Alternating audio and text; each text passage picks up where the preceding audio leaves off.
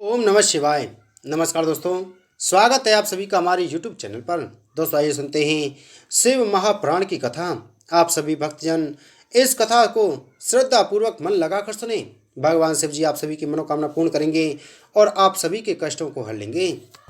ब्रह्मा जी ने कहा, हे नारद, जब 18वां दिन आया तो राजा देवोदास नित्य कर्म से निवृत्त होकर गणपति जी के द्वारा बताए गए ब्राह्मण का स्वरूप बनाए हुए अन्य कई ब्राह्मणों को अपने साथ लिए अग्नि के समान तेज धारण कर उनके पास जा पहुंची। राजा ने जब दूर से उन्हें आते हुए देखा तो यह समझकर अत्यंत प्रसन्न हुआ कि वही उपदेश करने वाले ब्राह्मण चले आ रहे हैं। अस्तु राजा ने आगवानी कर उन्हें प्रणाम किया। तदुपरांत उन्हें अपने अंतःपुर में ले जाकर पूजन भजन तथा सेवन के उपरांत अत्यंत सम्मानपूर्वक श्रेष्ठ आसन पर बैठाया एवं उत्तमोत्तम वस्तुएं भेंट दे देकर तथा उनकी अनेक प्रकार से स्तुति प्रशंसा करते हुए इस प्रकार कहने लगा। राजा बोला, हे महात्मन, मैं कुछ दिनों से बहुत दुखी रहा करता हूँ। इस दुख का कारण मेरी समझ में नहीं आता। आप मुझे कोई ऐसा उपाय बताइए जिसके करने से मेरे मन का दुख दूर हो और आनंद की प्राप्ति हो।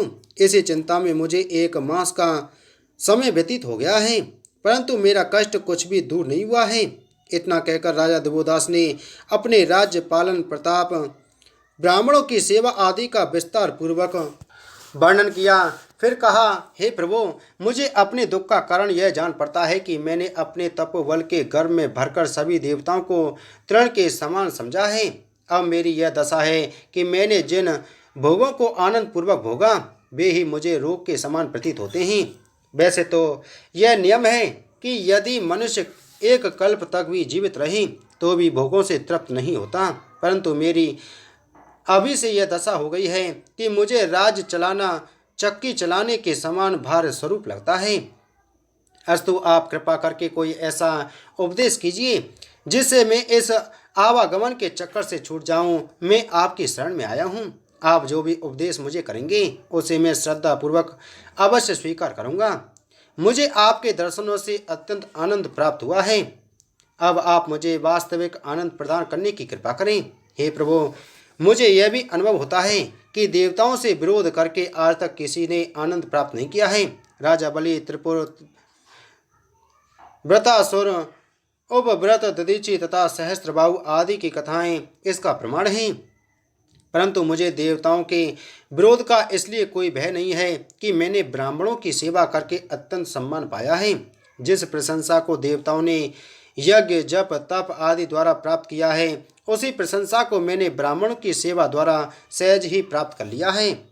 अस्तु ब्राह्मणों का कृपा पात्र होने के कारण मैं देवताओं से किसी भी प्रकार कम नहीं हूँ। अब मेरी यह इच्छा है कि आप मुझे उचित उपदेश देकर आवागमन से छुड़ा दें। हे नारद, राजा देवदास की बातें सुनकर ब्राह्मण रूपी विष्णु जी ने उसकी बहुत प्रशंसा करते हुए कहा, हे राजन, हमें जो कुछ कहना था उसे तुम स्वयं ही कह चुके हो। तुम्हारा कथन पूर्णतया सत्य है। हम तुम्हारे प्रताप को अच्छी तरह जानते हैं। तुम्हारे समान ना तो कोई राजा हुआ है और ना होगा ही। तुमने देवताओं के साथ भी कोई शत्रुता नहीं की है, क्योंकि तुमने अपनी प्रजा का पालन इस श्रेष्ठ प्रकार किया है कि उससे देवता भी अत्यंत आनंदित हैं। परंतु हमें तुम्हारा एक ही पाप मालूम होता है। तुमने शिव जी को काशी जी से दूर कर दिया। यह तुमसे बड़ा भारी पाप हो गया है। यदि इस पाप को तुम किसी प्रकार नष्ट कर दो तो तुम्हारे संपूर्ण पाप नष्ट हो जाएंगे। इसका केवल एक ही उपाय है, वह हम तुम्हें बताते हैं। वेद का कथन है कि मनुष्य के शरीर में जितने रोम हैं उतने पाप एक शिवलिंग की स्थापना करने से नष्ट हो जाते हैं। विशेष करके काशी में शिवलिंग की स्थापना करने वाले को किसी पाप से स्वप्न में भी भयभीत नहीं होना चाहिए। जो प्राणी काशी में शिव जी का एक भी शिवलिंग स्थापित करते उसके संबंध में यह समझना चाहिए मानो उसने बहुत से देशों में शिवलिंग स्थापित किए हैं।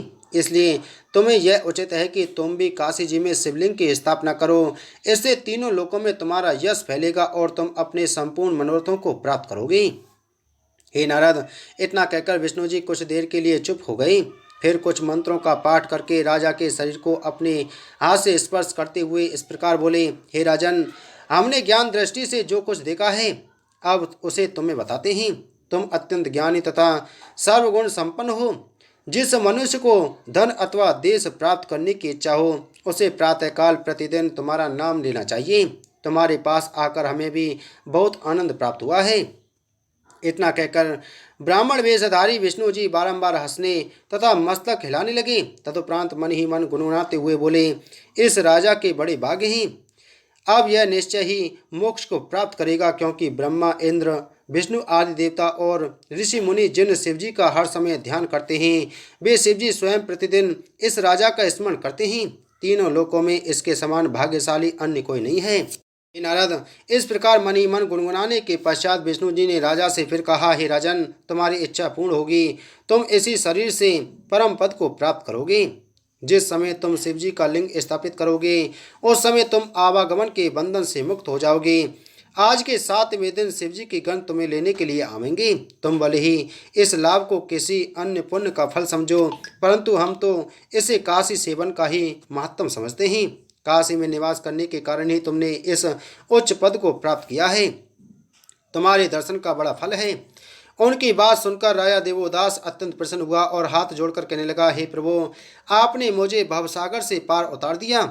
अब यदि मैं आपको कुछ भेंट करूं तो वह सब इस उपकार को देखते हुए अत्यंत तुच्छ होगा। राजा के ऐसे वचन सुनकर विष्णु जी उसे आशीर्वाद देने के उपरांत विदा हो गए और अपने काशी के स्थान में स्थित हुए। तदुपरांत उन्होंने गरुड़ को शिवजी के समीप भेजा और उनके आगमन की प्रतीक्षा करने लगी। फिर अग्निबिंदु ब्राह्मण पर कृपा करके उन्होंने उस देश का राज उसे दे दिया और स्वयं पंचनद के ऊपर बैठकर प्रेम पूर्वक शिवजी का ध्यान करने लगे। इतनी कथा सुनकर नारद जी ने कहा, हे पिता, आप मुझे यह संपूर्ण वृत्तांत विस्तार पूर्वक सुनाइए।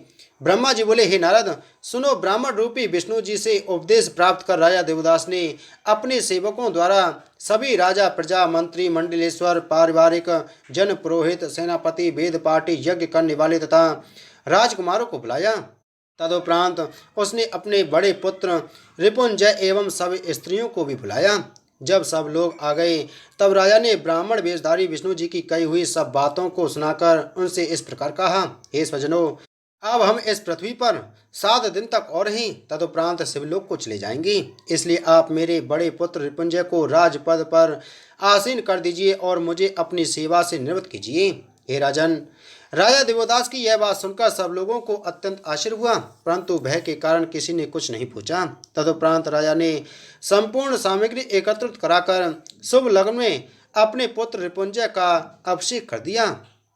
इसके पश्चात राजा ने गंगा के पश्चिम की ओर एक विशाल शिव मंदिर का निर्माण कराया। उसने अन्य देशों को जीतकर जितना धन एकत्रित किया था और जो धन श्रेष्ठ रीति नीति द्वारा संग्रह हुआ, उस धन को शिवालय बनवाने में व्यय कर दिया। फिर उसने उस मंदिर में नरेश्वर नामक शिवलिंग की स्थापना की। उसका स्मरण करने मात्र से ही संपूर्ण पाप नष्ट हो जाते हैं।